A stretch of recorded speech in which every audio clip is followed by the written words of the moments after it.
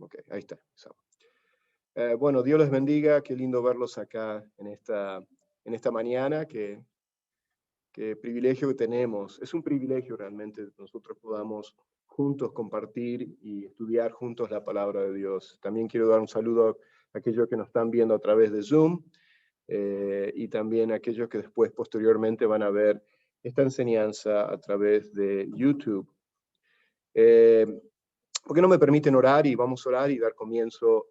Seguimos con el tema del Evangelio según Jesucristo y lo que quiero hacer en esta mañana, quiero traer también el Evangelio según los apóstoles para que ustedes vean la continuidad que hubo, no solamente de que vimos que Jesucristo, cuando hablábamos y yo estaba en la enseñanza, en la serie de la enseñanza que habíamos visto, el Evangelio según Jesucristo, y habíamos visto de cómo Jesús proclamaba el Evangelio, cómo Jesús anunciaba o ilustraba, perdón, el Evangelio. Lo vimos de que Jesús no proclamaba un Evangelio de una fe fácil. ¿Se acuerdan que habíamos hablado de eso? De una mera credulidad, de tan solo cree y tu vida puede continuar en el camino que estaba sin ningún cambio, sin mostrar algún cambio en tu vida.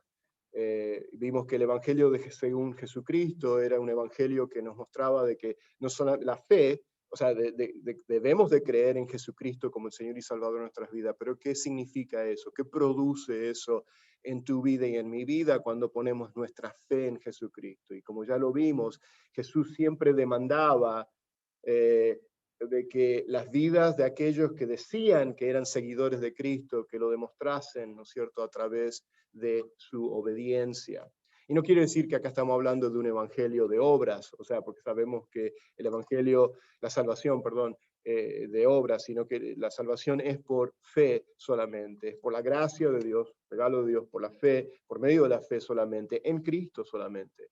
Pero vemos que ese milagro que Dios hace del nuevo nacimiento, de la regeneración, de Él poner un nuevo corazón en nosotros, produce un cambio. Ese cambio que está produciendo Dios en nuestras vidas es un cambio que comienza en el momento que venimos a poner nuestra fe en Jesucristo y no va a terminar hasta el momento de que estemos en la presencia del Señor.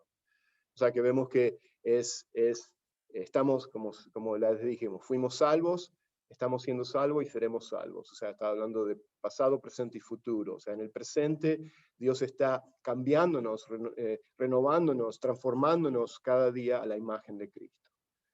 Y un día, cuando estemos en la glorificación, en la gloria, ya nuestros cuerpos mortales, estos cuerpos que todavía están, que todavía tenemos esa vieja naturaleza en nuestros cuerpos físicos, vemos que van a ser transformados en cuerpos glorificados y ahí estaremos completamente perfectos, serviremos a Dios perfectamente, obedeceremos a Dios perfectamente, le adoraremos a Dios perfectamente. O sea, mientras tanto, de este lado de la eternidad, somos imperfectos en nuestro amor hacia el Señor, porque todavía batallamos mucho con nuestra vieja naturaleza, con nuestros viejos deseos, ¿no es cierto?, de inclinarse a pecar, a desobedecer. Pero la trayectoria, la dirección del verdadero creyente, de la persona que ha hecho una verdadera fe, verdadera profesión de fe, es siempre en querer agradar a Dios, no porque ese agradar a Dios nos añade o agrega algo a nuestra salvación, sino porque es nuestra manera de demostrar nuestro amor hacia el Señor, de demostrar de someternos al señorío de Cristo. ¿Se acuerdan que habíamos hablado acerca del señorío de Cristo? Y bueno, yo puedo seguir hablando y hablando y después esto se puede hacer una hora, pero voy a cortar un poquito el tiempo. Pero ese es el evangelio que habíamos visto que Jesús anunciaba, predicaba, proclamaba, siempre demandando, o sea, esperando de ver una obediencia a la persona, un verdadero arrepentimiento. O sea, la fe salvadora siempre lleva a la persona a un verdadero arrepentimiento. O sea, y para poder venir a tener un verdadero arrepentimiento, uno tiene que reconocer ser pecador, ¿no es cierto? Porque no podemos decir, yo creo en Jesucristo, soy un seguidor de Jesús, pero no confieso mis pecados, no reconozco mi pecaminosidad de que soy un pecador. Y ese fue el caso del joven rico, ¿se acuerdan?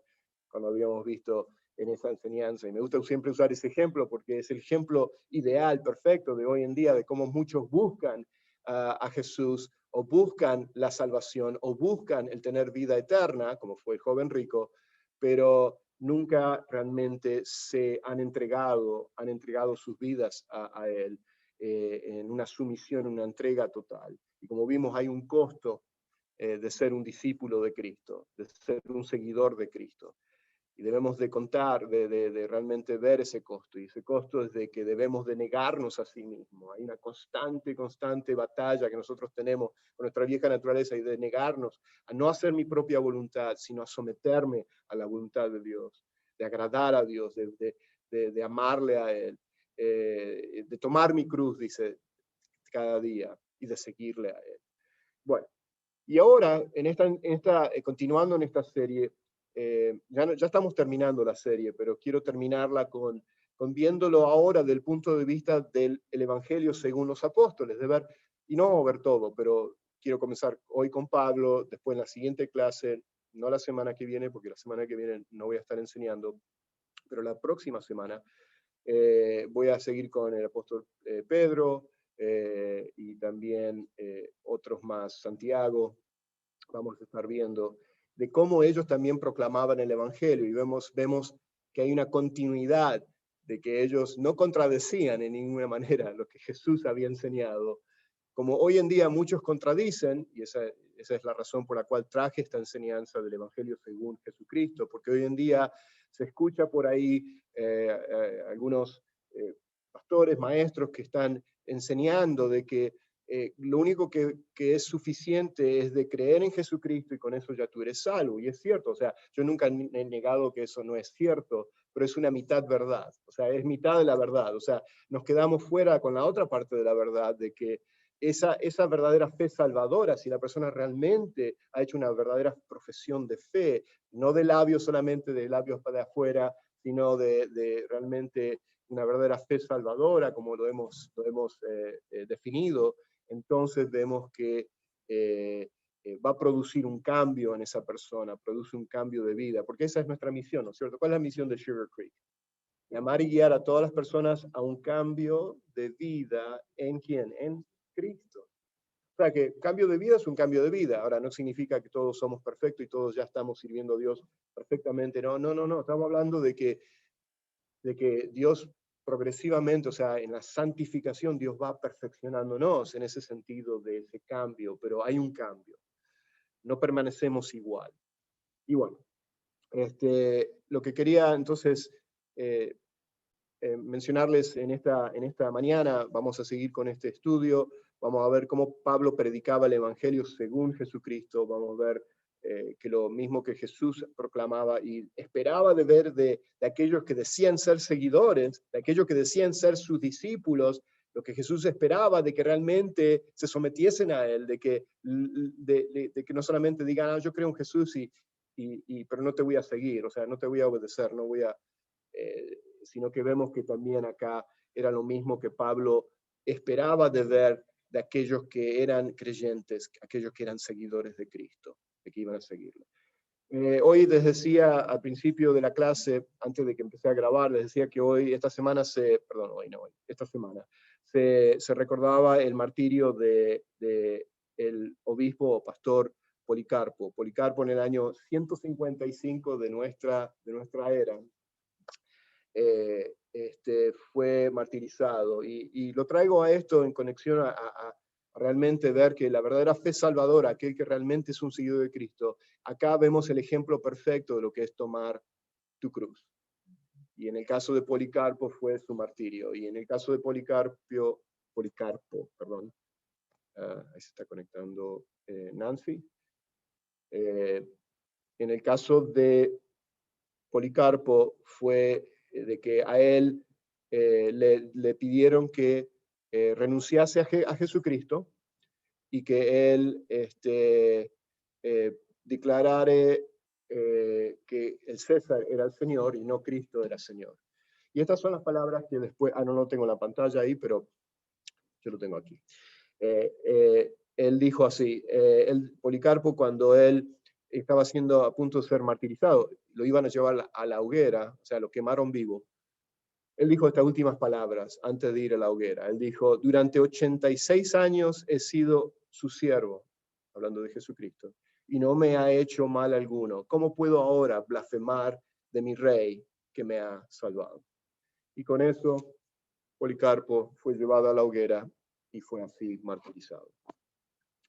Muy bien, entonces ahora y acá vemos el perfecto ejemplo de aquellos que han hecho a Jesucristo como su Señor y su Salvador, de que hay una entrega total. Están aún dispuestos, si es necesario, en momentos como esos, como fue en el caso de Policarpo, de no negar a Cristo y poner su vista, ¿no es cierto?, en el galardón, en la meta, en el supremo regalo, en el supremo recompensa que él tenía. No en el presente, no en el sufrimiento presente, sino en su recompensa eterna. Y así fue con él. Y eso se recordó esta semana. Muy bien, vamos a continuar. Aquellos que se han conectado recientemente, Dios les bendiga. Hola Nancy, también creo que vi a Norma.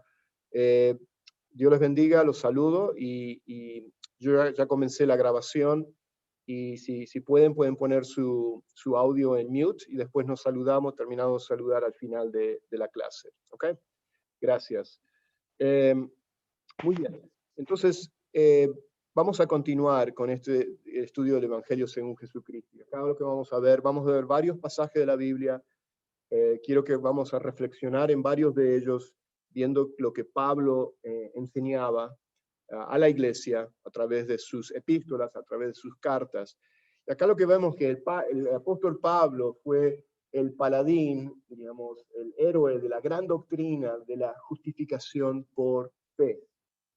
Y aún así reconocía Pablo el señorío de Cristo. Y acá, por supuesto, lo que estamos tratando de enfatizar es aquellos que dicen, no se necesita a recibir a Jesucristo como el Señor de tu vida. ¿Se acuerdan que la semana pasada habíamos visto de eso?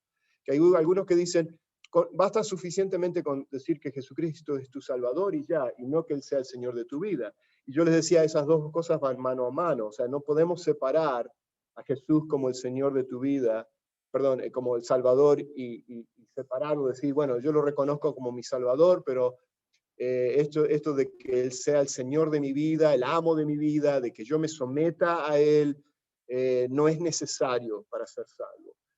Y eso va, yo creo, en contradicción a lo que la palabra de Dios nos enseña.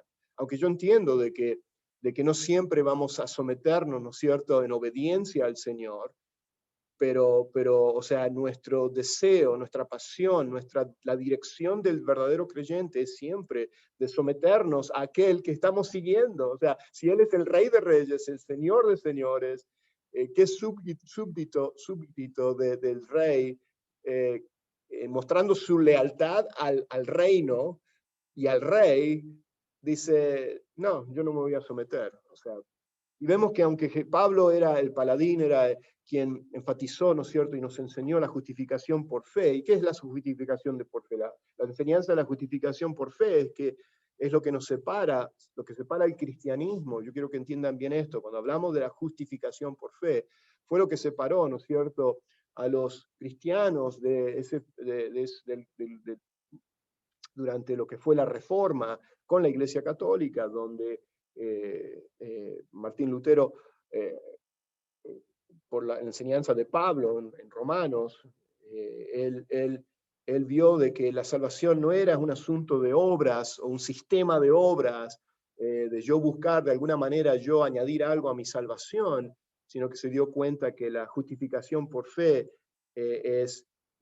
realmente es un regalo de Dios, es por gracia. Y bueno, y es lo que nos separa el cristianismo bíblico de todos los otros sistemas de creencia, de todas las demás religiones. Ustedes saben que todas las demás religiones en el mundo buscan a Dios, de llegar a Dios, por decirlo así, de satisfacer a Dios a través de sus propios esfuerzos.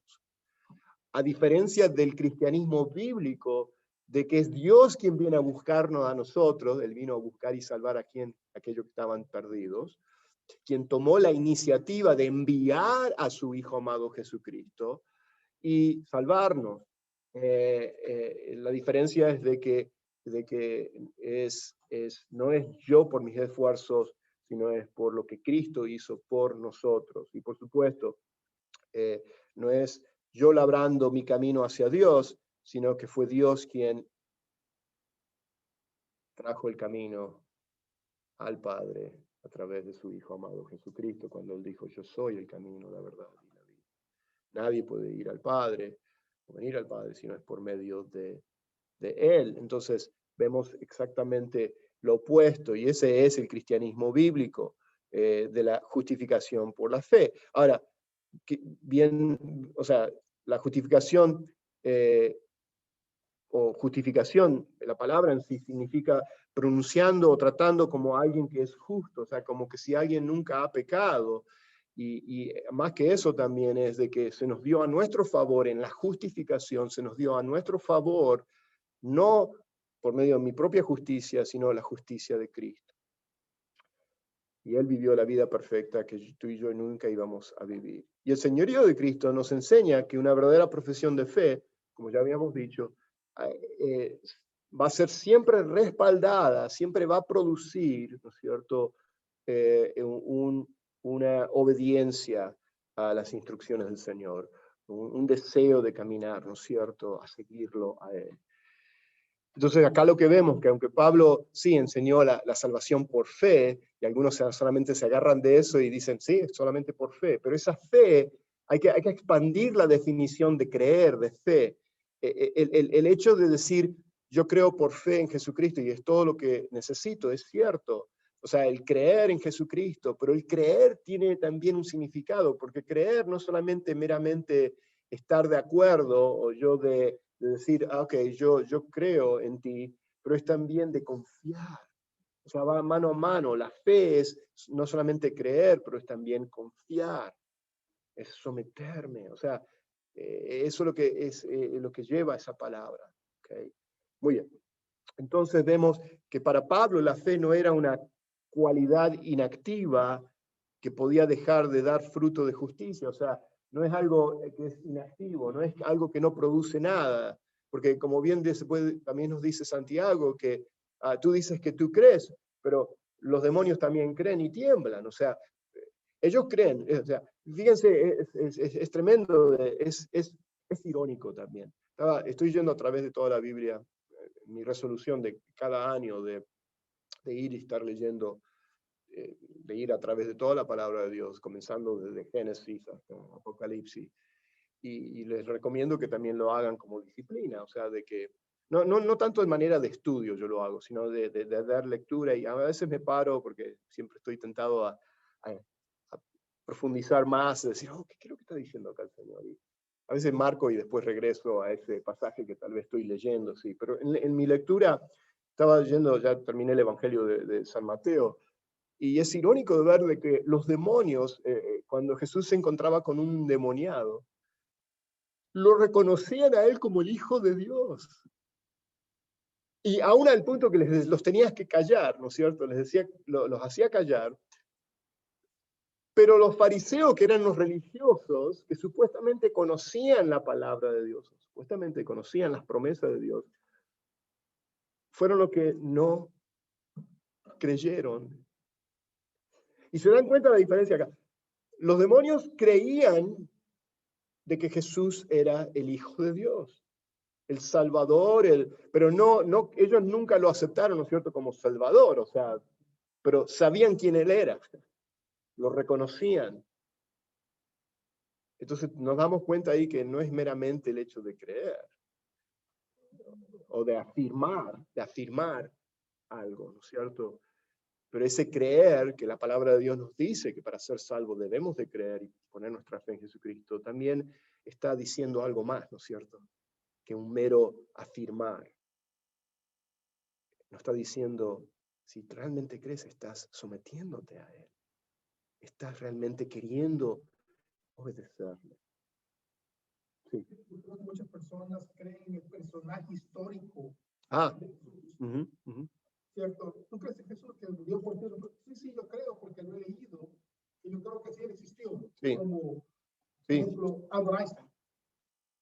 Sí, Es decir, yo creo que Albert Einstein es mucho. la fórmula de relatividad, me parece. Sí, sí, sí. Bueno, entonces, muchas personas confiesan eso de que yo creo, pero están creyendo en el personaje histórico, no de la manera como el cristianismo realmente debería de ser. Buen punto, porque algunos creen que solamente con el mero hecho de creer en el personaje histórico o en sucesos históricos o de información que tenemos en la palabra en la palabra de Dios, con eso es suficiente. Y es lo que hemos estado hablando en estos últimos meses de lo que significa el verdadero evangelio o el evangelio según Jesucristo en este estudio acerca de lo que significa ser cristiano, lo que significa ser un seguidor de Cristo. Y como ya les dije muchas veces, Lucas 9 es el resumen de todo eso. Dice, el que quiere venir en pos de mí, dice Jesús, niéguese a sí mismo, tome su cruz cada día y sígueme. Y ya como vimos, ¿qué significa ese sígueme de Jesús? Tan solo afirma y cree en mí, tan solo dilo de labios para afuera, o sea, pero que tu vida no refleje para nada realmente que ha habido un cambio en tu vida, entonces algo está mal acá. Y lo que significa es de que nunca realmente esa persona que dice o profesa decir ser un seguidor de Cristo, pero con su vida no lo demuestra, entonces hay algo mal acá. Y lo que está mal no es el evangelio, no es la obra de Dios, porque si decimos que la salvación es obra de Dios, que lo es, como dice Filipenses 1:6, ¿qué dice Filipenses 1:6? Dice, aquel que comenzó en nosotros la buena obra, dice, la perfeccionará. Ustedes saben que lo que se está refiriendo ahí, Filipenses 1:6, Pablo se está refiriendo a la salvación. ¿Cuál es esa buena obra? La buena obra es la salvación. Él la va a completar. Y si la va a completar, o sea, si la va a perfeccionar hasta el fin, o sea, hasta el tiempo de que venga Jesucristo o nosotros estemos en la presencia de Jesús, la obra de Cristo, o sea, la salvación es obra de Dios y es perfecta, en el sentido de que va a producir ese cambio en nosotros. Y bueno, entonces, eso es lo que Pablo está diciendo. Pablo vio la justicia práctica, o sea, cuando hablamos de justicia práctica, estamos hablando de obras. Acuérdense, la salvación no es por obra, sino es por qué? Es por gracia, por medio de la fe. Repitan eso. La salvación no es por obras, sino es por gracia, o sea, un regalo de Dios, por medio de la fe. ¿Y la fe en quién? En Cristo solamente. ¿Okay?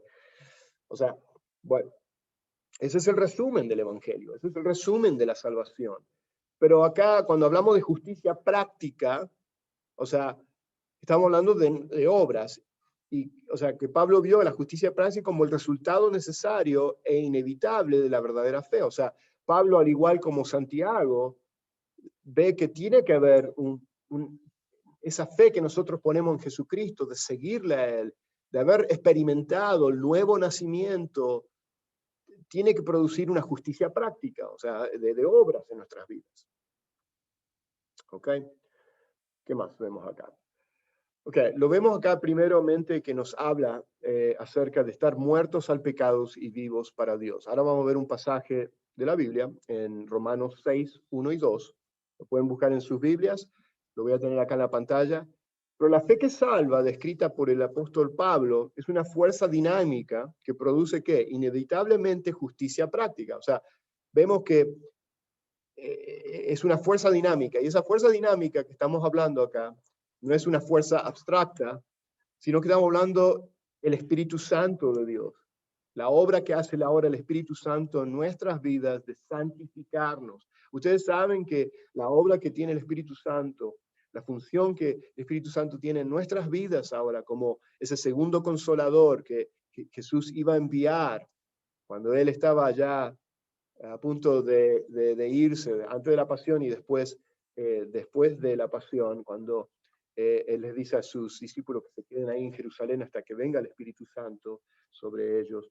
Estamos hablando del Espíritu Santo de Dios, que es nuestro consolador, que es que ahora nosotros somos templos del Espíritu Santo, es quien está haciendo esta obra de santificación en nosotros, quien está haciendo la obra que Pablo menciona en Filipenses 1:6, aquel que comenzó esa buena obra en nosotros la perfeccionará. Quien está perfeccionando esa obra en tu vida y en mi vida ahora es el Espíritu de Dios, el Espíritu Santo.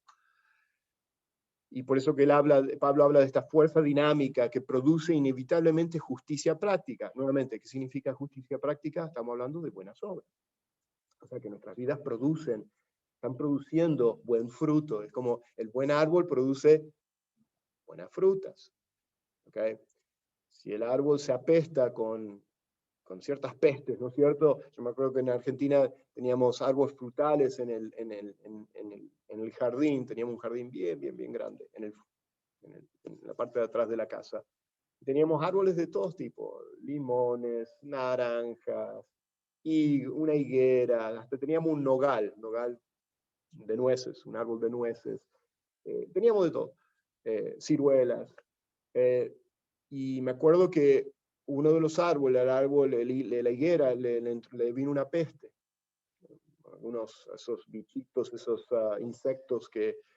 Y bueno, y lo que terminó pasando de que no produjo más frutos. O sea, no producía fruto, al punto que el árbol se apestó de tal manera que lo tuvimos que cortar. Y lo que cuando habla Jesús de que nuestras vidas produzcan fruto es precisamente eso, de que se espera que haya fruto en nuestras vidas. O sea, cuando vemos un árbol de frutas, esperamos obtener frutas de ese árbol. Si no, hay algo mal en las raíces de ese árbol. Está muerto, diríamos, el árbol, si no está produciendo fruto. Y en ese mismo ejemplo, en esa analogía de compararlo con nuestras vidas, si realmente hemos experimentado la verdadera fe salvadora, entonces nuestras vidas, como ese árbol de fruta, va a producir frutos, y el fruto simboliza lo que son justicia práctica o obras en nuestras vidas.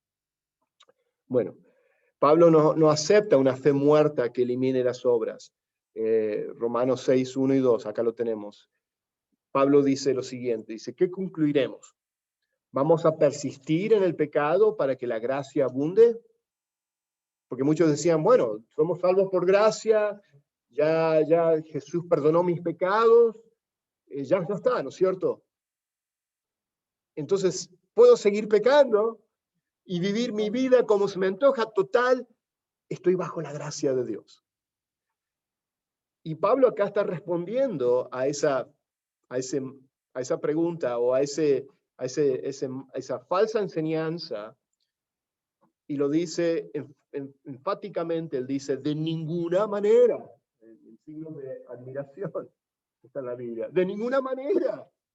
Sí, somos salvos por gracia, no es por tus obras que tú eres salvo. Dios sí te ha perdonado tus pecados, pasado, presente y futuros, pero no significa que ahora tenemos licencia para hacer lo que se nos antoja en nuestras vidas y seguir diciendo, yo soy cristiano, yo soy un seguidor de Cristo, yo soy salvo. Porque estás negando por tus propias, diríamos, comportamiento y tu vida, estás negando realmente lo que realmente significa ser un verdadero cristiano. No estoy hablando de perfección, ¿se acuerdan que yo siempre aclaro ese punto? No estoy hablando, porque como ya les dije, desde el lado de la eternidad, servimos a Dios imperfectamente, pero la trayectoria de dirección del verdadero creyente es siempre de siempre estar siendo cambiado, de venir a un arrepentimiento, de confesar nuestros pecados, de que Dios cambie nuestras vidas, de ver en una humilde obediencia, ¿no es cierto? Admitimos nuestras faltas y Señor, nos arrepentimos, Señor, y Señor, trata que en mi vida, en este pecado, con este pecado de mi vida que todavía no ha muerto o no he puesto a muerte en mi vida. Bueno, y dice, de ninguna manera, nosotros que hemos muerto al pecado, ¿cómo podemos seguir viviendo en él? ¿Se dan cuenta acá que Pablo considera al cristiano, al verdadero creyente, lo considera como muerto al pecado? Entonces Pablo hace una pregunta retórica. ¿Cómo podemos, tú y yo como seguidores de Cristo, seguir viviendo en él?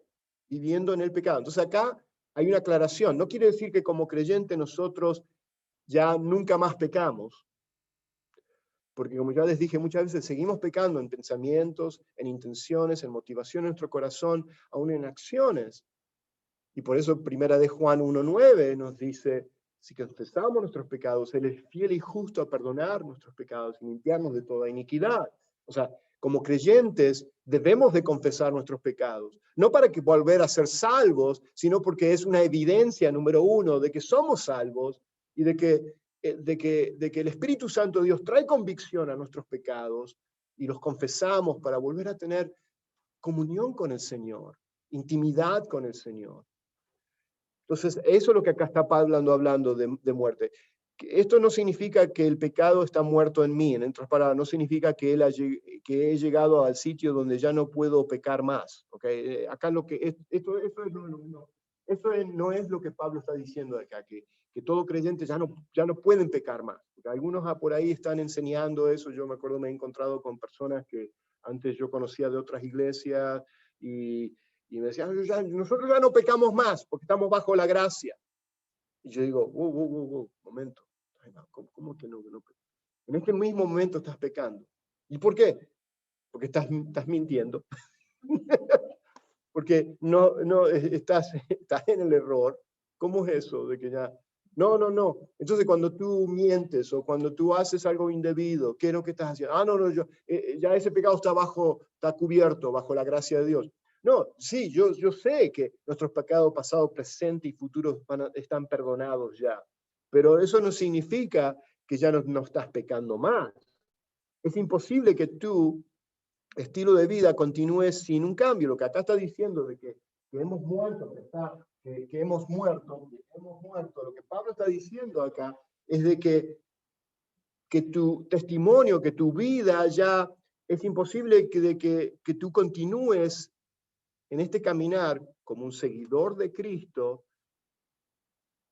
sin ninguna demostración de ningún tipo de cambio en tu vida. Es simplemente imposible porque un cambio ha ocurrido en lo profundo de tu corazón en el momento que pusiste tu fe en Jesucristo. Y eso es lo que Pablo está diciendo acá.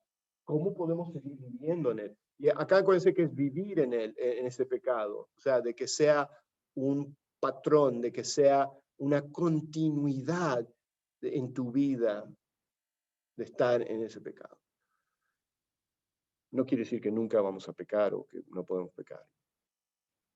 Entonces podemos orar y decirle, gracias Padre por la gracia de nuestro Señor Jesucristo que tiene el poder para romper el agarre del pecado sobre mi vida. Y eso es lo que Pablo acá quiere enfatizar, que la gracia de Dios nos da de su gracia, de su poder. El Espíritu Santo está constantemente ahí para romper el agarre, el pecado quiere volvernos a hacernos esclavos, de tomar control sobre nuestras vidas. Pero ahora tenemos una nueva naturaleza, hay un nuevo poder en nosotros. El mismo Espíritu que resucitó a Cristo de entre los muertos mora en ti y en mí, para que entonces podamos tener el poder de poder poner en muerte, o como John Owen, el famoso escritor y pastor puritano, esto lo traje hace como más de 2 años atrás, yo creo que traje la enseñanza de la mortificación del pecado. Hay un libro que se llama La mortificación del pecado, lo recomiendo que lo lean. Es un libro de John Owen, este pastor puritano de los años 1600. Es bueno leer libros de ese tiempo, o sea, se llama La mortificación del pecado. Él dice que debemos hacer morir el pecado, dice, y hay una parte, un quote, que él dice lo siguiente, dice, si no matas el pecado te matará a ti. O sea, que si no llevamos a muerte ese pecado, que es parte del negarnos a sí mismos, ¿se acuerdan? Ahora lo conectamos ahora. Pero que Pablo, cuando Jesús enseña de que debemos de negarnos a sí mismos, o sea, de que no se haga mi voluntad, no es de acuerdo a mis inclinaciones de vivir mi vida, sino en sumisión al Señor, en obediencia a Él. Pero acá no nos dejó solo el Señor, no nos dejó, okay, ahora tú vive la vida cristiana, nos dejó el Consolador, o diríamos el otro Consolador, siendo Jesucristo el primer Consolador. Cuando Él dije, y les enviaré otro Consolador. No sé si notaron eso en Juan, creo que está en Juan, que es Juan 16, Juan 15, 16. Por ahí está, es en 15, 16, 17, son esas últimas palabras que le está hablando ahí en el aposento alto a sus discípulos. Seguimos. Pablo veía al creyente como muerto al pecado y vivo como para Dios. Muerto al pecado y vivo para Dios. O sea, muerto al pecado es muerto al pecado. O sea, yo no voy a someterme al control de ese viejo amo que yo antes tenía. Porque esa es la gran diferencia. Las cadenas de la esclavitud del pecado fueron rotas en el momento que fuimos. Ahora no quiere decir que todavía no puede operar en nuestras vidas, porque lo vimos ya y lo estudiamos, que opera todavía en nuestra vieja naturaleza. Pero ahora tenemos una nueva naturaleza que lucha en contra de esos deseos pecaminosos que antes nos controlaban. Y estábamos a rienda suelta, o sea, que no había ninguna convicción de arrepentimiento, de sentirnos mal, ¿no es cierto? De sentirnos como, ¿qué he hecho, ¿no es cierto? ¿Cómo he pecado contra mi Dios? O sea, esa misma actitud o reconocimiento o convicción, podríamos decir, que tuvo David cuando escribió el Salmo 51. O mismo Pedro, que lloró amargamente y lloró con lágrimas, no de cocodrilo, sino lloró con lágrimas de un arrepentimiento genuino. O sea, de negarlo 3 veces a Jesús, y no solamente negarlo, sino que blasfemó y aún maldijo con palabras, o sea, de maldición. Como decir, o sea, que como para probar de que él no era un seguidor de Jesucristo cuando fue confrontado por creo que era la ama de casa, una de las sirvientas ahí del sumo sacerdote, que le dice, yo te reconozco a ti, tú eres uno de esos que estaba siguiendo uno de que estaba ahí con Jesús. ¿Quién, yo? No, y bla, bla, bla, bla, bla, bla, bla, bla. ¿Me entendés? Como para que digan, no, con esa bocota que tiene, no puede ser un seguidor de Jesús. Ok. ¿Me entienden? Bueno, pero muy diferente fue, ¿no es cierto? Porque vemos la diferencia entre que fue con Judas, que no había sido un seguidor de Jesús.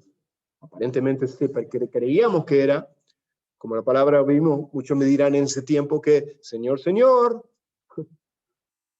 Hoy en día se ve muchas personas que están cayendo, personas que son líderes dentro del cristianismo, pastores, maestros, apologistas, personas famosas mundialmente, que vemos que realmente son lobos vestidos de ovejas.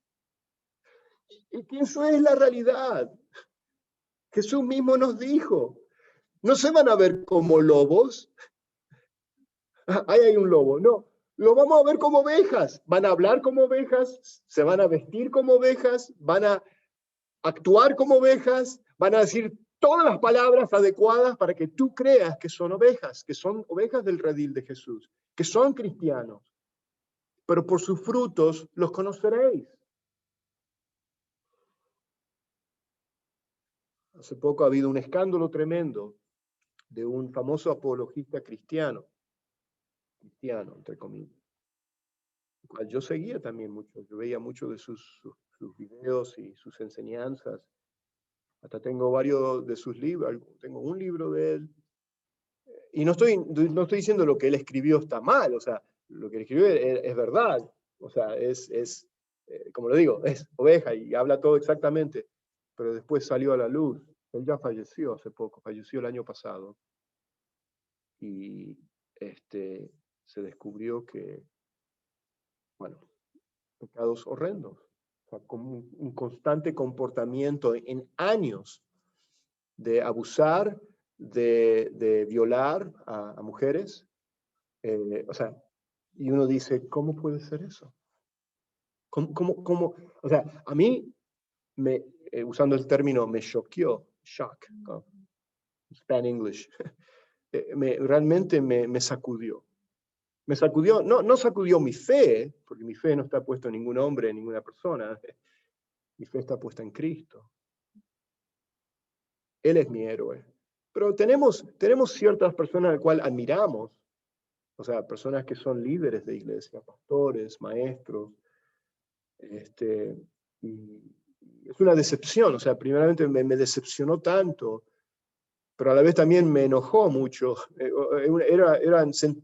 Tenía mezclado las emociones de decepción, de tristeza, pero también de cierta ira, de cierta rabia, de cómo puede ser esto, cómo puede ser que esta persona que supuestamente enfrente de multitudes y multitudes hablase acerca del Evangelio de Jesucristo. Y no estoy hablando de una caída moral, o sea, cuidado, o sea, hay una diferencia acá, de una caída. Hay personas que, verdaderos creyentes, verdaderos líderes cristianos, verdaderos pastores, que se han dejado llevar y han caído en el pecado, y han destruido sus hogares, han destruido sus ministerios, pero son cristianos, o sea, y han caído y han venido a arrepentimiento.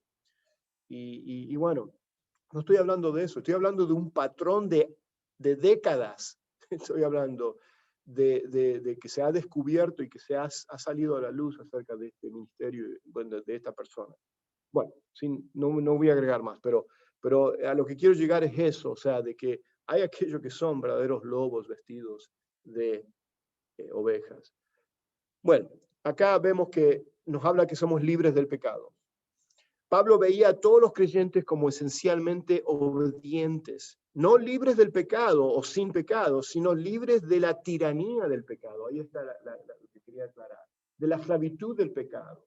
Y siervos de justicia. O sea, ya no somos más siervos del pecado, pero somos siervos de justicia. Cuando hablamos siervos de justicia, estamos hablando de ser siervos de obediencia, siervos de querer agradar a Dios, siervos de seguir a Cristo, de ser, como Pablo decía tantas veces en sus cartas, yo soy un esclavo de Cristo. Y usa esa palabra, wow, una palabra esclavo, o sea, es una palabra bien pesada, vamos a decirlo así, para demostrarnos cómo debe de ser ahora nuestra entrega a Él. Un esclavo no es dueño de sí mismo. O sea, si lo vamos a ver del punto de vista de lo que es un esclavo, ¿no es cierto? Sino que tiene un amo, y ese amo dirige absolutamente todo de la vida de esa persona.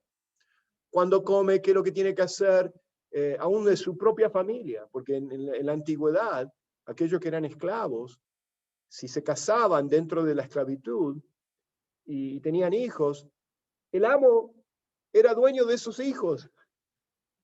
¿Ok?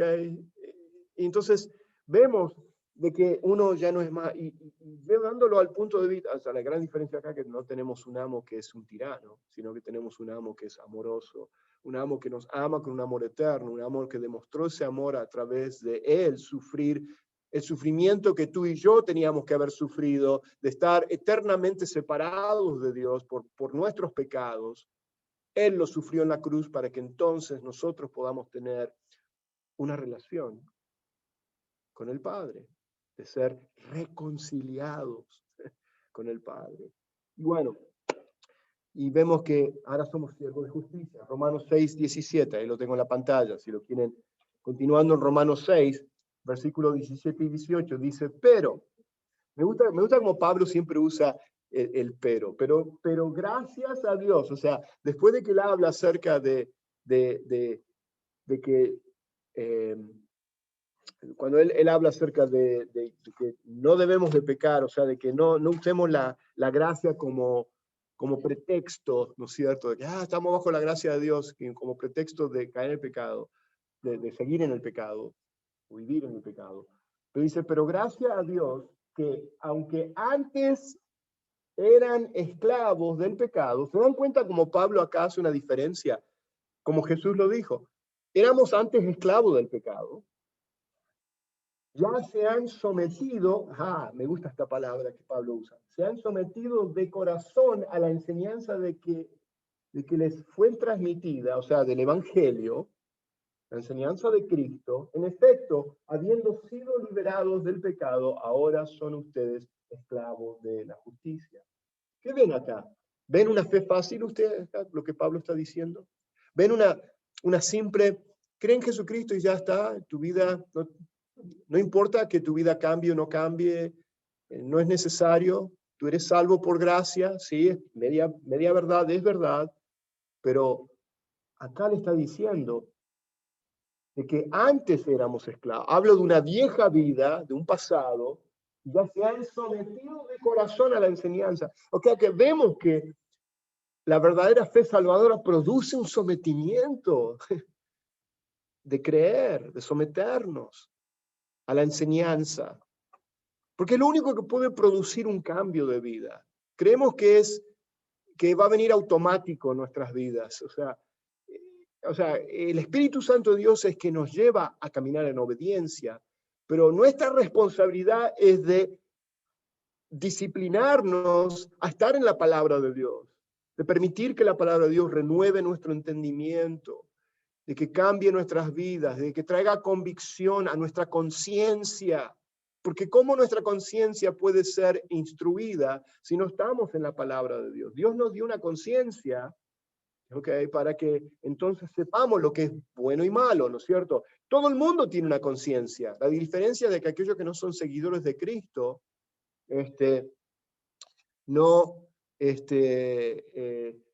la conciencia está ya, diríamos, cauterizada, está endurecida, está como muerta, o sea, en el sentido que ya no distingue lo bueno y lo malo. Pero aquellos que no son seguidores, que tienen todavía una conciencia, y mucha gente, diríamos, hace una distinción entre lo que es bueno y malo. O sea, que no tiene que ser un seguidor de Cristo para saber si esa persona, si roba algo, está cometiendo un crimen, o está violando la ley, o está haciendo algo que es malo. Porque todos lo saben. La diferencia está de que cuando lo más lo hacen, ¿no es cierto?, ya la conciencia no los acusa más. Y ya lo hacen como una forma de vida. Ya son ladrones de profesión, por decirlo así. ¿Ok? Usé ese ejemplo. Pero se dan cuenta. Pero todavía tenemos una conciencia y Dios, a través de la palabra de Dios, o sea, instruimos esa conciencia, la hacemos que se mantenga, o sea, alerta, ¿ok? Y constantemente nos esté acusando, ¿no es cierto? Sea el juez, sea digamos, el acusador también, ¿no es cierto?, de nosotros. Pero nuestra responsabilidad es de nosotros estar en la palabra de Dios, de renovar nuestro entendimiento, ¿no es cierto?, para que entonces se produzca ese cambio en nuestras vidas, de disciplinarnos en los ejercicios de la fe. ¿Cuáles son esos ejercicios, esas disciplinas de la fe, de la gracia? Vamos a usar la palabra gracia. ¿Cuáles son las disciplinas de la gracia? La oración, el estudio de la palabra de Dios, la lectura de la palabra de Dios. Todo eso son ejercicios que ayudan a nuestra fe, que fortalecen nuestra fe. ¿Okay? Y por supuesto, combinado eso con el sufrimiento, con las pruebas, con las tribulaciones, que Dios utiliza también para ejercitar nuestra fe y producir así gigantes en la fe, ¿no es cierto?, de madurar. La doctrina paulina de la justificación por la fe hace imposible que las personas abracen a Cristo, sigan a Cristo, sin abandonar el pecado. Vamos a ver 3 ejemplos, y ya termino con esto. Vamos a ver 3 pasajes acá, los voy a tener en la pantalla, lo pueden anotar. O sea, lo que Pablo no consideró la gracia de Dios como un atributo estático o algo inactivo, por medio del cual el Señor acepta pasivamente a los pecadores, más bien la describió como una fuerza dinámica, como una transformación de pensamientos y conducta. O sea, transforma nuestra manera de pensar. O sea, antes yo pensaba, o sea, no pensaba nada en el pecado, o sea, no me importaba, pecaba y no importa, ¿okay? Todos lo hacen, todos están viviendo de esta manera. No veía ninguna consecuencia en mi caminar. Pero cuando uno viene a Cristo, uno se da cuenta de que yo estaba perdido, era un esclavo del pecado, estaba muerto de mis pecados y mis delitos. No tenía ninguna esperanza, pero Cristo vino a mi vida. Y Cristo cambió mi vida. Y Cristo está todavía cambiando mi vida, constantemente. Y todavía tiene que cambiar mucho de mi vida. Porque aquel que comenzó la buena obra la va a perfeccionar. Bueno, vamos a seguir. Vamos a ver 3 versículos. El primer versículo es 1 Corintios 6, 9 y 11. Y puse diferentes colores acá para que se den cuenta de quiero enfatizar algo en este pasaje, o en estos versículos. Dice así Pablo le escribe a esta iglesia, en esta carta de Primera de Corintios, dice, no, y siempre me gusta como Pablo siempre pone una pregunta, dice, ¿no saben que los malvados no heredarán el reino de Dios? Y es una pregunta rara, porque ¿quién no sabe eso, no es cierto? Decir, tiene su respuesta. Los malvados no heredarán el reino de Dios.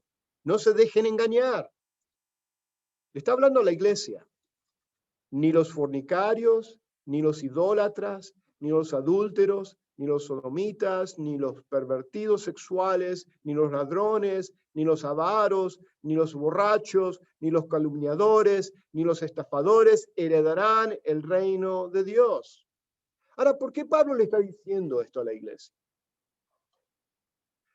Y fíjense lo que él dice en el versículo 11. Fíjense, él hace un contraste acá. Y eso eran algunos de ustedes. ¿Okay? Pero ya han sido lavados. ¿Ha habido qué? Un cambio de vida. Ya no están continuando a ser borrachos y fornicarios y ladrones y calumniadores y todo eso. Ya no está, no más ya eso. Ya han sido ¿qué? Santificados. Esa palabra santificados, ¿se acuerdan? Yo la usé muchas veces. Es el proceso de santificación. La palabra santo viene de ser apartados. Algo que era santo, los utensilios del templo, en Éxodo, ahora que estaba leyendo Éxodo, dice que sean santos, o sea, que sean apartados para el uso exclusivo. ¿Ok? O sea, hay ciertos platos en la casa que son santos en mi casa. ¿Por qué? Bueno, es el ejemplo. ¿Por qué? Porque son usados exclusivamente solamente cuando vienen las visitas y sacamos la mejor. Bueno, es un ejemplo, o sea, de que es apartado. Porque en el día. Sí, pero cuidado, ¿viste? Especiales. Porque en el día a día ni los veo esos platos. Pero son desechables. No, tenemos los otros platos más corrientitos, o sea, los otros platos que son multicolores, no tenemos un set completo porque la mitad se rompieron ustedes saben lo que estoy hablando. Pero bueno, el punto es ese, que hay ciertas cosas que son santas, son apartadas. Y acá nos está hablando de que nosotros, a nuestras vidas, ¿cómo podemos decir que creemos en Jesucristo y lo que la fe fácil enseña, lo que muchos ahí están enseñando en esta fe de mera credulidad, de que tan solo podemos continuar con nuestras vidas como, no es necesario de que nuestras vidas marquen un cambio? Cuando acá Pablo está diciendo que ustedes han sido ya lavados, ya han sido santificados, ya han sido ¿qué?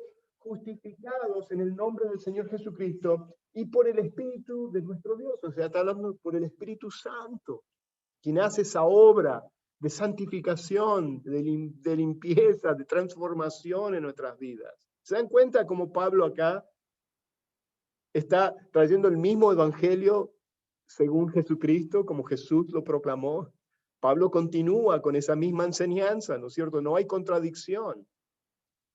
Pero vemos claramente otro pasaje, Filipenses 3, 17 y 19, está en la pantalla, dice hermanos, le dice Pablo, en otra carta que le escribe a esta iglesia en Filipo, lo que el pastor Juan Carlos ha estado enseñándonos a través de la serie, el factor de la actitud, ¿no es cierto? Sí.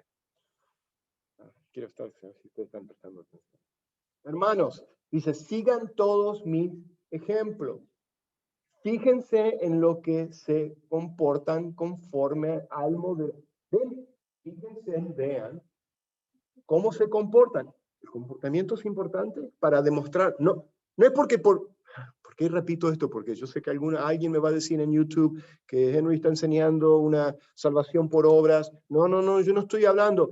Pero la verdadera salvación, la verdadera fe salvadora produce un comportamiento diferente, porque Pablo lo está diciendo acá. Fíjense en los que se comportan conforme a qué, al modelo, al ejemplo que les hemos dado, o sea, a través de la enseñanza del Evangelio. Como les he dicho a menudo, y ahora lo repito, hasta con lágrimas. ¿Por qué con lágrimas? Pablo está llorando. Muchos se comportan como enemigos de la cruz de Cristo. Muchos que dicen ser creyentes, muchos que son hermanos, son falsos hermanos, y se convierten ellos mismos en enemigos de la cruz de Cristo. Su destino, fíjense, es la destrucción. Adoran al Dios de sus propios deseos. ¿Por qué? Porque nunca se negaron a sí mismos. Y se enorgullecen de lo que es su vergüenza. ¿Cuál es su vergüenza? Sus pecados. Toman como, se levantan el cuello de como, solo piensan en lo terrenal. Yo leo este pasaje y esto me viene a mí exactamente lo que yo les hablaba acerca de este maestro líder apologista que ya falleció. Veo este pasaje y digo, esto es exactamente lo que esta persona, o sea, se enorgullece de lo que es su vergüenza. Esta persona usaba el nombre de Jesús para controlar y manipular a sus víctimas, diciéndole de que si ellos, estas mujeres, la cual él violaba, de que si hablaban de lo que había ocurrido, el evangelio de Jesucristo iba a sufrir grandes pérdidas y muchos no iban a venir al reino de los cielos o a la salvación. Eso es satánico. De poner esa carga a la víctima, porque eso es lo que hacen estas personas, de controlar. Usando el evangelio. Yo no podía creer que lo que yo escuchaba cuando hicieron la investigación y salieron las víctimas, y más de una, o sea, no es que una persona dijo y bueno, y no se puede confirmar. Fueron más de una persona, más de una mujer. Bueno, wow. Como se dan cuenta que todavía estoy un poco perturbado todavía en mi mente de haber oído eso. Y no lo estoy diciendo para desanimar a nadie del evangelio acá, sino es para que estemos con las antenas alertas de que primeramente nadie está exento en caer en pecado, pero en el caso de esto, de estar alerta de ver quiénes son lobos en medio de las ovejas. Bueno, Dios no nos llamó a la impureza, dice en 1 Tesalonicenses, otro pasaje, sino a la santidad, y por tanto el que rechaza estas instrucciones no rechaza ¿qué? A un hombre, sino a Dios está rechazando, quien les da a ustedes su Espíritu Santo. Nuevamente, ahí está, Pablo nuevamente. No nos llamó a la impureza. ¿Qué quiere decir? ¿Que el cristiano nunca puede caer? No, no está diciendo eso Pablo. Ya se los dije en la explicación de Romanos 6, 1 y 2. No está diciendo que nunca vamos a poder pecar. Pero ya no estamos más bajo ese control, bajo la esclavitud de ese pecado. Y entonces Dios nos llamó ¿a qué? No a que continuemos en nuestro pecado para decir, estoy bajo la gracia. Dios me perdona de mis pecados. No, Él nos llamó ¿a qué? A la santidad, no a la impureza, sino ahí dice a la santidad. Por tanto, el que rechaza esta instrucción, el que rechaza esta enseñanza, el que rechaza el evangelio, no está rechazándome a mí, dice Pablo, a un hombre, porque yo se lo estoy diciendo.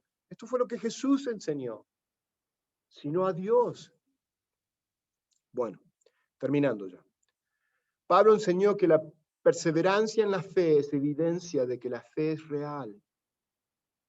Porque uno que abandona la fe de forma final y definitiva demuestra que nunca fue salvo, que fue realmente redimido.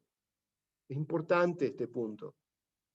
Porque muchos dicen, bueno, aquel dice que es cristiano, pero mira cómo él vive, que lo que tenemos que cuestionar si esa persona continúa en un patrón constante de años tras años tras años, o sea, de no ver un cambio en su vida, tenemos que llegar a la conclusión de decir, esa persona nunca fue salva. Eso es un lobo, especialmente si es una persona que está enseñando, eso fue un lobo vestido de oveja, como fue Judas.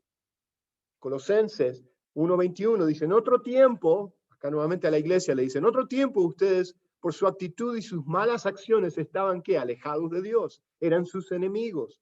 Pero ahora Dios, a fin de presentarlos santos, intachables, irreprochables delante de Él, los ha reconciliado en el cuerpo mortal de Cristo mediante su muerte. O sea, la muerte de Cristo El decir que soy un seguidor de Cristo y poner mi fe en Jesucristo como Señor y Salvador de mi vida, produce este cambio en mi vida mediante su muerte. Dice, con tal de que se mantengan, versículo 23, firmes en la fe, con tal de que se mantengan firmes en la fe, bien cimentados y estables, sin abandonar la esperanza que ofrece el Evangelio. Acá está diciendo, no es porque por mi propia perseverancia, por mi propio esfuerzo, yo mantenerme en la fe, puedo confirmar de que entonces de esa manera que soy realmente salvo, de que realmente soy un seguidor de Cristo. No, sino lo que está diciendo es de que aquel que es un verdadero seguidor de Cristo, el Espíritu Santo de Dios nos da la perseverancia y esa persona va a continuar en los caminos del Señor y no se va a alejar del Señor.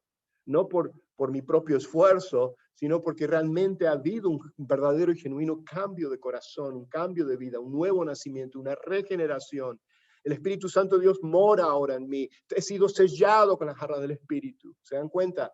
O sea, es por eso que entonces mi perseverancia hasta el final, como Policarpo, como fueron los apóstoles, de que continúo en el Evangelio, va a demostrar entonces que sí tuve una verdadera fe salvadora. Este es el Evangelio que ustedes oyeron y que han sido proclamados en toda la creación debajo del cielo. Y yo, Pablo, he llegado a ser servidor.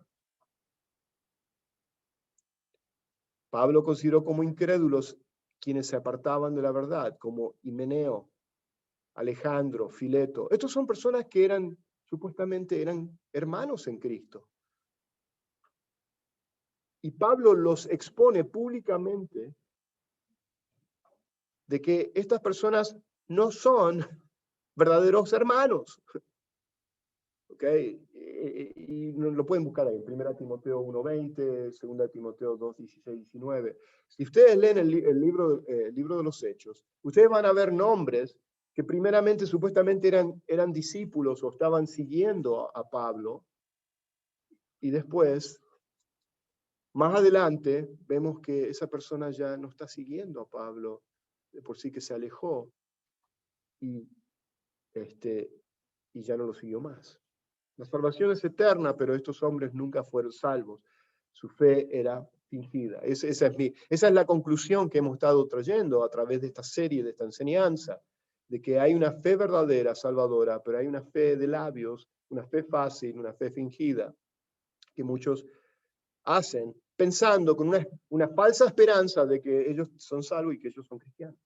Y termino con esto. Hechos 26, 19, 20, Pablo resume su ministerio cuando está frente a, bueno, estuvo con Félix, ahora está con el rey Agripa, en su defensa, cuando él ya estaba yendo hacia Roma, en su defensa de los falsos acusadores, él apeló hasta el César por su causa, ¿no es cierto? Porque lo estaban acusando falsamente, y en esa trayectoria, en ese ir a Roma, él se encuentra con el rey Agripa, y él dice, así que el rey Agripa, no fui desobediente a esa visión celestial.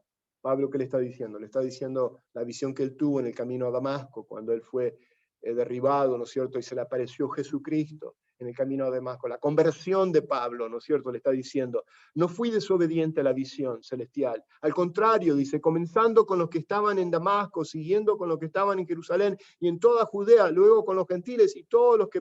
Y a todos les prediqué, ¿qué? ¿Qué les predicó? Que se arrepintieran. Oh, wow, eso lo vimos, ¿no es cierto? Ya lo vimos acerca del Evangelio según Jesucristo, que Jesucristo hablaba de que las primeras palabras que Jesús empezó a predicar en su comienzo del ministerio fue, arrepiéntense, el reino de los cielos se ha acercado, que se arrepintieran y se convirtieran a Dios y que demostraran, fíjense, ahí está, que demostraran conducta, cambio, su arrepentimiento con sus buenas obras. ¿Está Pablo, el paladín de la justificación por la fe, está hablando ahora de un evangelio diferente de obras? No, ya creo que eso lo aclaré al principio. Pero lo que Pablo está diciendo es que esa justificación que viene por gracia, por medio de la fe en Jesucristo, hay una demostración, va a producir un cambio en nuestra conducta, una demostración de arrepentimiento en nuestras vidas, con buenas obras. De ninguna manera estamos diciendo que somos salvos por buenas obras, pero las buenas obras vienen porque ahora el árbol, con buenas raíces produce fruto, y buen fruto. Y esa es tu vida y mi vida. Nuestras raíces ahora arraigadas en Cristo, en su muerte, en su resurrección, en su obra. Entonces ahora nuestras vidas pueden producir buenas obras, buenos frutos. ¿Ok? Y Dios les bendiga. Gracias por haber estado atento. Gracias por aquellos que se han conectado en línea. Voy a parar ahora la grabación, pero podemos comentar, tener algunos comentarios. Que Dios les bendiga y gracias por su tiempo.